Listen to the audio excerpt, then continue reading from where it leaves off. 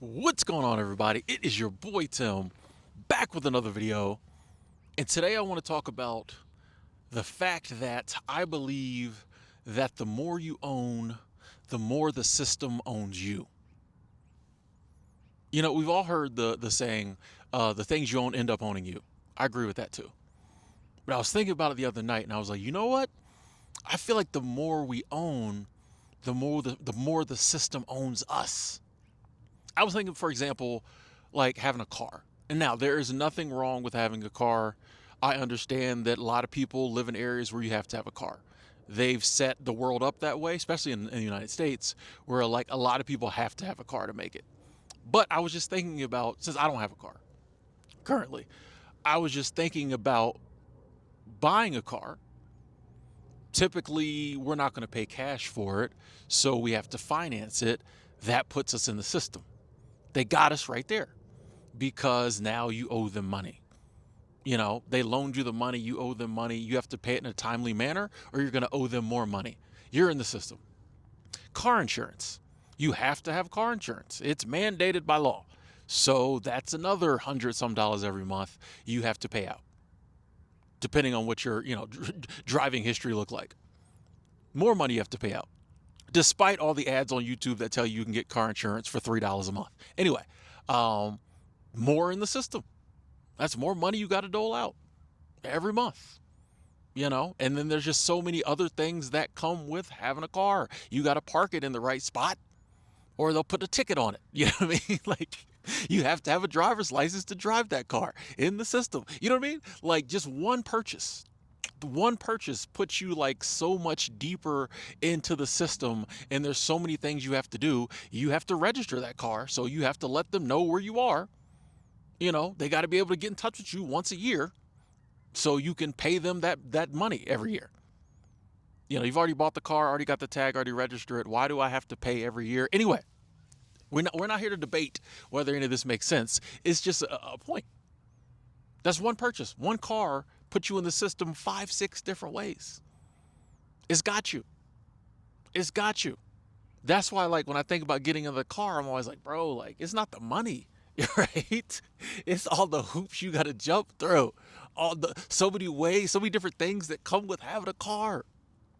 Owning a home, kind of the same thing.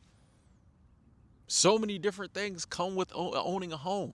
So many different ways you're in the system. So many different people now can dictate to you what you can and can't do, what you have to do. In order for you to keep this home, you have to do this. You have to pay these property taxes, but it's my house. I've paid it off. I own it. Nope. You still got to pay these property taxes. You got to do what we say or we can come take that home. It's just so many different things. You know what I mean? Your phone. Now that you got a phone, they can track you. They know where you're at all times now because you have a cell phone, right? It's just like everything comes with something extra. And they're just heaping more and more on. I was talking to a friend of mine about like all these subscription services now, and now I feel like he said there's like you don't even get heated seats in your car in some of the newer cars unless you pay a subscription service for it, right? Like what? I can't. I buy the car and I can't even have access to all the features unless I pay y'all money. Come on, it's just. I think it's getting way out of control. It's always been like the more you have, the more the system owns you, because the more things you have to do to keep that stuff. And the big thing is the more you have, the more you have to work. Even before things got crazy like they are now, it's like the more you have, the more you have to work. Because that's the more money you got to pay back typically. The big purchases, most of us are going to finance them. Then they come up with this amazing thing called credit cards, which don't let. I remember the old commercials. I think it was like MasterCard, where they would list certain things in the price, and then they would be like the freedom to do whatever you want, priceless. Basically, putting the ideal out there that like credit cards were your friend.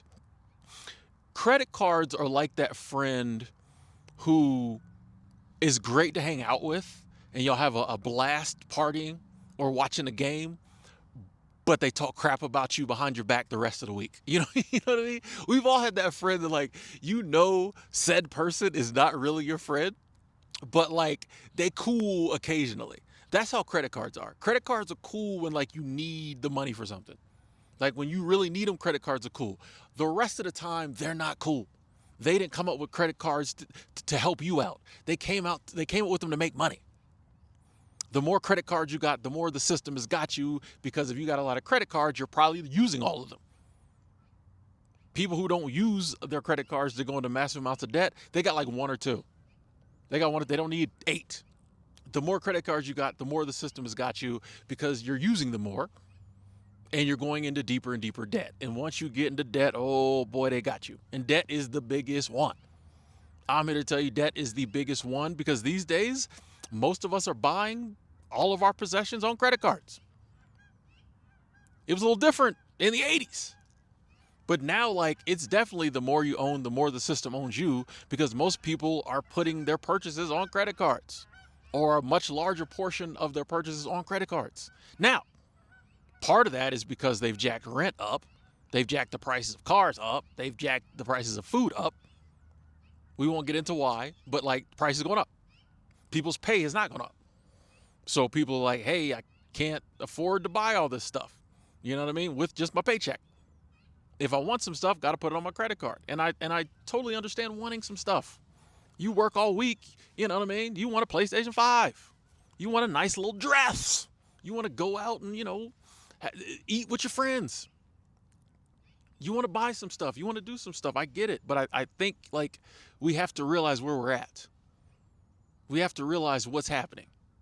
And now, if you realize what's happening and you realize, oh yeah, the system loves loaning money. The system loves giving out credit, because the more you owe it, the more it's got you. The more you're spending credit, the more you're going into debt to buy stuff, the more it's got you. Because now you have to put up with all the crap in the BS at work, because you can't quit because you owe the system too much money. The system will gladly give you money because it knows A, is going to get it back, and B, giving you that money up front will keep you in the system longer. It's all a cycle.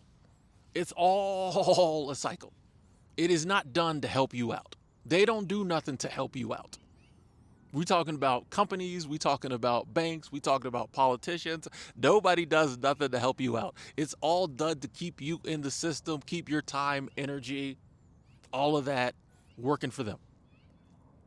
On the opposite side of it, though, the less we own, the less we owe, the less we're in the system, the less we have to put up with stuff, the less we have to worry.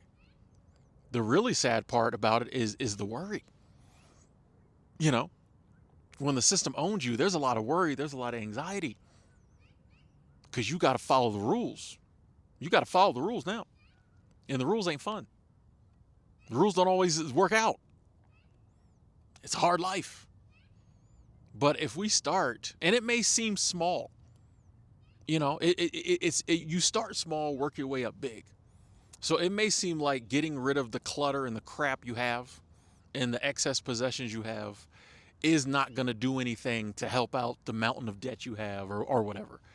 But it's the small, it's like learning. You know what I mean? Like learning 1 + 1 doesn't seem like it makes a dent in like what you need to know to learn calculus. You know what I mean? 1 + 1 seems down here. The higher maths are way up here. But like you gotta build a base. You gotta build a foundation. You gotta learn that stuff if you're ever gonna get to that stuff, right? And the same is true with like pretty much everything in life. Like our spending habits, the amount of things we accumulate, things of that nature. You gotta start small. You gotta start getting rid of the little stuff to start working on the big stuff. A lot of times we try to come in at the big stuff. We haven't built a good foundation. We haven't built a good base. Of course, it's going to be hard to pay off debt if you still blowing money. You still using your credit cards. I think, I'm a big believer starting small with like getting rid of the excess crap in your life that's easy to get rid of. How about we get rid of some of the stuff that like we can sell and make a little money and then like put that towards the debt. Because the thing is like this, once we get used to like getting rid of stuff, you don't like bringing stuff back in as much. Like that feeling you get when you downsize, when you declutter, using the 3 Ds, dollars, dumpster, donate, throw it away, sell it, donate it to someone who can use it. Once you get used to like that feeling of, money coming in, the good feeling of donating, the good feeling of just throwing stuff away, you're not as excited to go out and bring more stuff in. And in fact, I know for me, I started to get way more intentional about my purchases. I like that feeling of lightness. I like that feeling of coming into my apartment. I had an apartment at the time when I first started like doing all this. I love that feeling of coming in, there not being anything there. To this day, I really only have stuff I kind of need. I know where like everything is at because I don't have a lot. I like that feeling. I don't like being like, where is my so and so? Oh, all through the house. Nah, I know where it's at. I know where it's at. You start to like those feelings, and then that starts to make you change your behavior because you want to keep those feelings coming, right? And instead of going out and just like blowing money, buying stuff, doing stuff, you're like, wait a second. I don't really want all this. Or you do it once or twice and you're like, bro, like, nah, this ain't me no more. More intentional about your purchases, even the little stuff. That makes you more intentional about the bigger stuff. Wait a second, do I have to have that? Okay, if I have to have it, how can I get the best deal on it? We don't just run down to the dealership. We don't just, you know what I mean? Like, just get whatever, you start to be a little smarter with your money. You start to take a little more time. You start to see it for what it is. Like, hey, yeah, I may have to, put this on a credit card. I may have to finance this. How can I do it in a way so that I can get it paid off as soon as possible? Start small, get bigger. The goal is to like use the system to break free from the system. Whereas most people get used by the system to help the system. It's like, yeah, we may have to work, may have to make money in the system, but we can use the system to break free from the system. Use the system to pay back the debt. Why is this squirrel looking like he's about to come over here? Do not come over here. I'm working. We can use, these squirrels out here bold. He was looking at me like, that's my tree. So use the system to break free from the system. That should be the ultimate goal, is to have as much freedom in our life as possible. When the system owns us, we have no freedom. I've been saying for years, part of the reason they got rid of the old slavery is because this new slavery is way better.